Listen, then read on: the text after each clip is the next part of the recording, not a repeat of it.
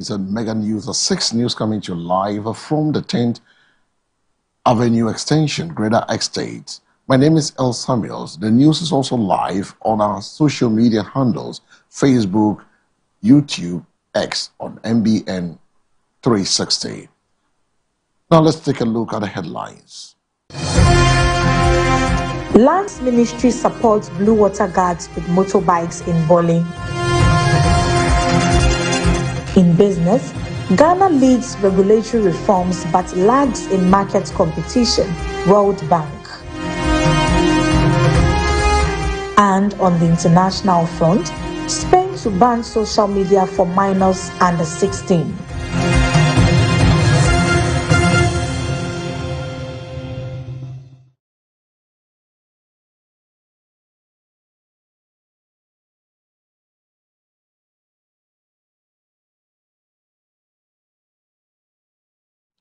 The Ministry of Lands and Natural Resources has equipped officers of the Blue Water Guards operating in the Savannah and Upper West regions with 11 Yamaha motorbikes to strengthen the fight against illegal mining and related environmental crimes.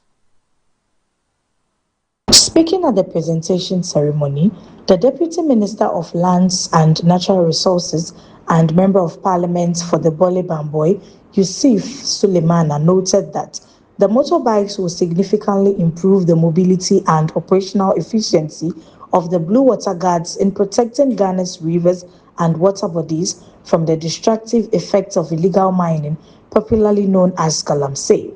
He bemoaned that pollution of rivers and streams has become a major national concern, denying many communities access to clean and safe drinking water and posing serious threats to public health and livelihoods. We are bent on ensuring that our water bodies become clean again and our forest reserves become green again. We inherited a very dire situation, but the President is committed to ensuring that our water bodies and forest reserves are protected for generations yet unborn, he said. Officers of the Blue Water Guards who received the motorbikes expressed gratitude to the ministry and pledged to use the equipment strictly for its intended purpose in the fight against illegal mining.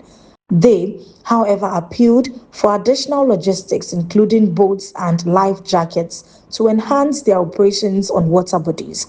We are many, and it is not easy when we go for operations. We plead with the government to help us with more motorbikes and logistics, Kunde Kipo, a Blue Water Guard, said. At the girls' dormitory at the Pont Tamale Senior High School has affected 147 first-year female students, destroying their chop boxes, mattresses, books, and other personal belongings. The incident occurred on the night of Monday, February 2, while the affected students were on vacation. Out of the 358 female students housed in the dormitory, only Form 1 students were impacted by the fire. The headmaster of the school, Atimbisa Francis, confirmed the incident in an interview with Channel 1 TV on Tuesday, February 3, and appealed for urgent support for the school and the affected students. So we have 358 students occupying this facility. But those who are affected are the Form 1s who are currently at home. And their number is 147. So we can approximate it at 147 students whose chalk boxes, books, and mattresses have been bent. Yes. What's your difficult moment? We are appealing to stakeholders, the government, municipal assembly, and the PTA to come to our aid, because some of our students are from homes that are always very difficult for them to secure all the things that have been destroyed by the fire, most especially their textbooks and chalk boxes, their learning materials. So we are appealing to stakeholders to come and then support us and to see how best they can put the place back to shape so that we'll have a comfortable place for our students to sleep and learn.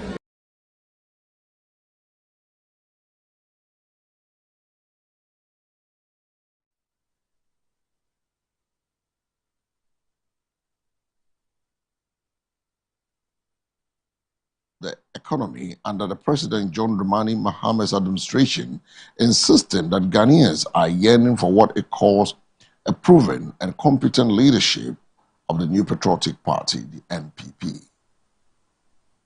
Speaking during the first sitting of the second session of Parliament on Tuesday, February 3, Minority Leader Alexander Afenyo-Markin argued that the NPP has a credible and tested blueprint for economic management, in contrast to the National Democratic Congress, NDC, which he accused of relying more on public relations gimmicks than sound economic policies.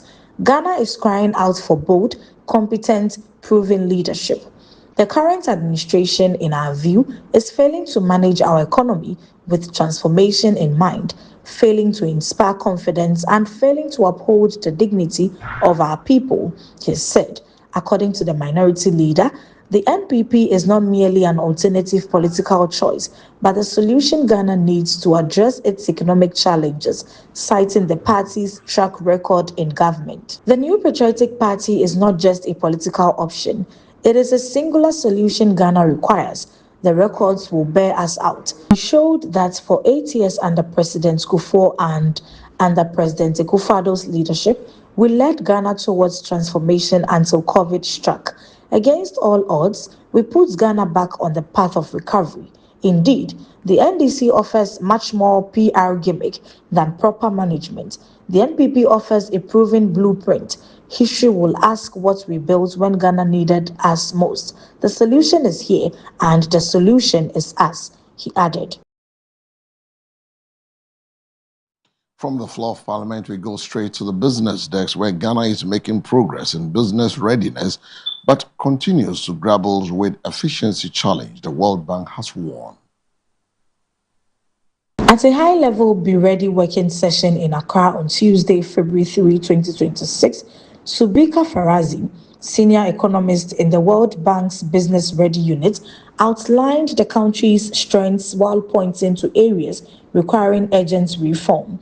According to the Be Ready 2026 assessment, Ghana's business readiness scores range from 72% in financial services to 34% in market competition, reflecting strong regulatory frameworks but persistent gaps in how policies work in practice.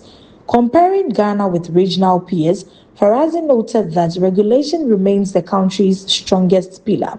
When compared with the regional peers, we see that the regulatory pillar for Ghana shows the strongest performance.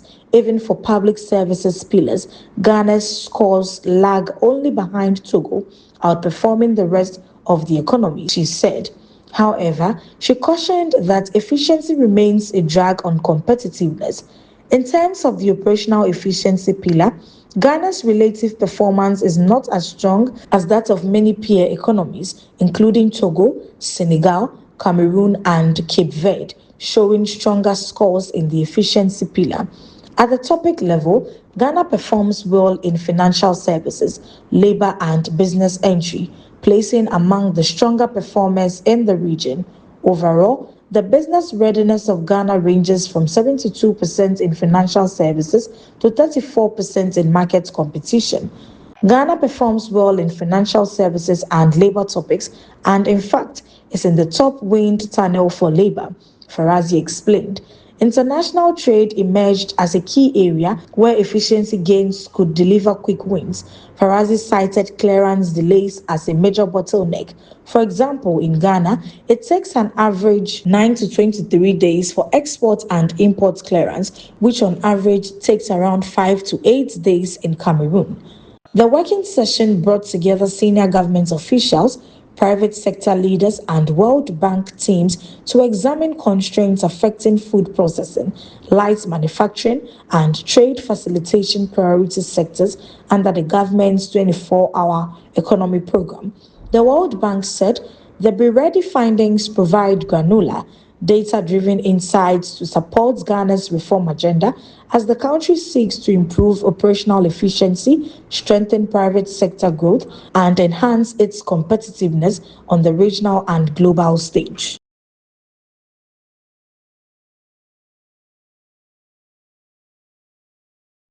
From business, we go straight to the international front, where Spain Prime Minister Pedro Sanchez has announced plans to prohibit access to social media for children under 16. The announcement was made on Tuesday, February 3, at the World Government Summit in Dubai. He said platforms will be required to implement age verification systems. Our children are exposed to a space they were never meant to navigate alone. We will no longer accept that, Sanchez said. We will protect them from the digital Wild West. He added that his government plans to introduce a new bill next week to hold social media executives accountable for illegal and hateful content. The move follows Australia's December decision to ban social media for children under 16 and is being closely monitored by other countries, including Britain and France, which are considering similar age-based measures.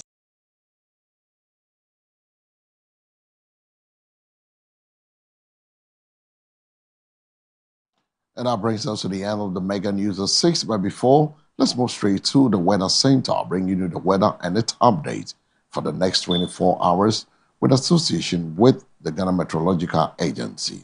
Now, the weather and its updates.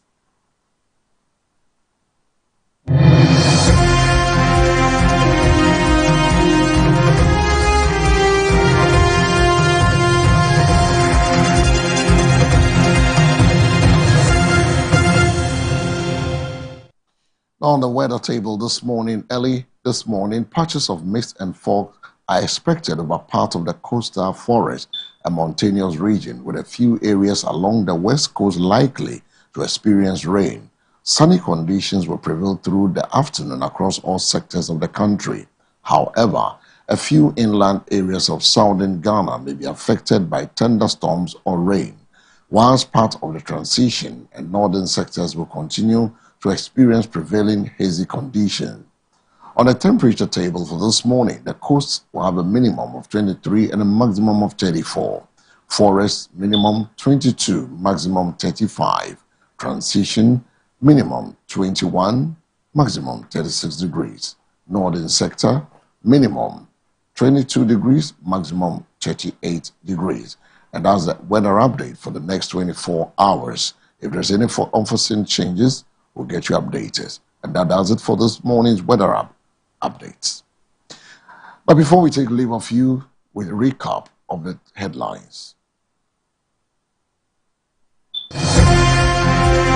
Lands Ministry supports Blue Water Guards with motorbikes in Bole.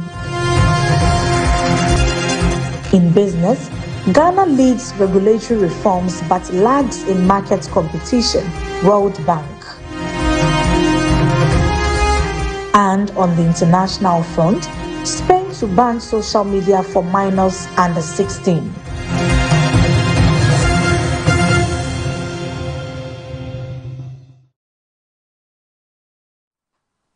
The news was read by El Samuels. For more news, log on to MBN 360, which is live on our social media handles on MBN 360. Up next is the sports update. Don't go away.